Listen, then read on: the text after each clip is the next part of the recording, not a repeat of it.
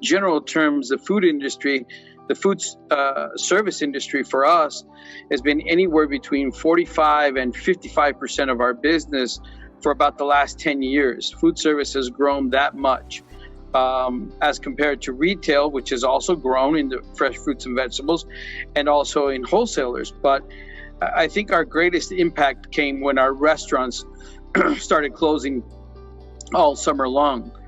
And going into the produce season in November, in October, I think we had these expectations that by this time, or by the time the new season would start, that we will have already gone past that. And unfortunately, it's not that way. In fact, after October, many more restaurants in different states around the country ended up closing as well. So what you have is this domino effect that goes from the grower to the distributor like myself and to the retailer or to the food service and wholesaler. And it's not that food isn't available. It's just that the distribution channels shrunk from 3 large distribution channels to get food to consumers to now 2. And without that food service business, it's very, very difficult.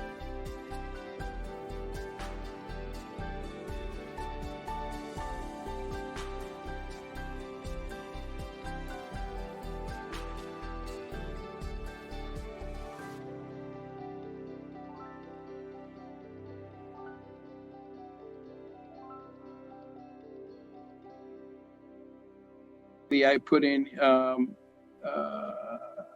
in protocols to lock down our facility to anyone other than the employees that were here.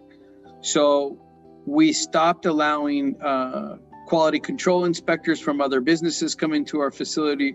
We stopped allowing UPS drivers, DHL drivers, people who would come and change out the uniforms for us. Anybody who would come and leave an invoice or a bill. We locked the doors to anyone and everyone except for our own employees. And our own employees, we asked them to take a half-hour lunch break, but eat inside our facility. So during the hours that we're open, whether we're open 10, 12, 15, 16 hours, what was important to us was that our own employees were able to be in a sort of bubble.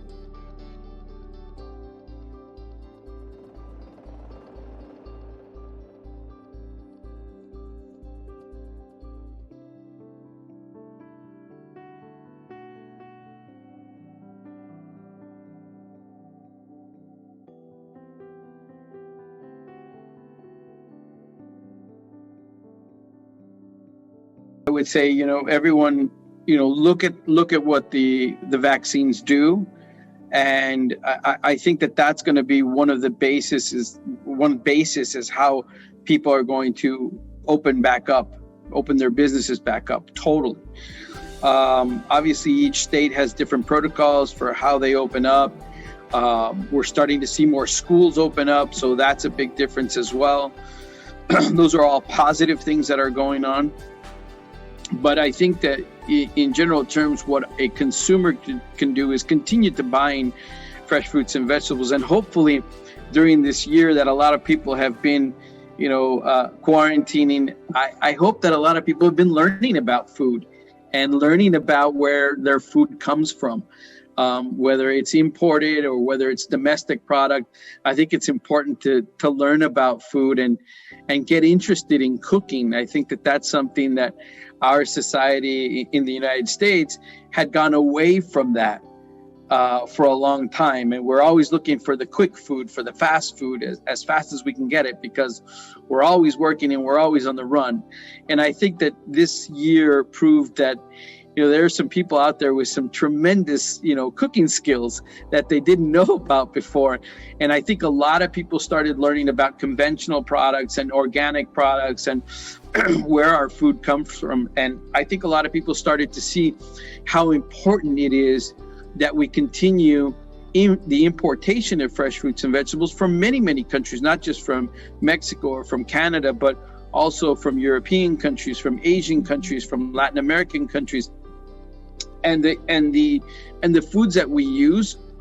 I think a lot more people in the United States are being braver, and they're trying different things.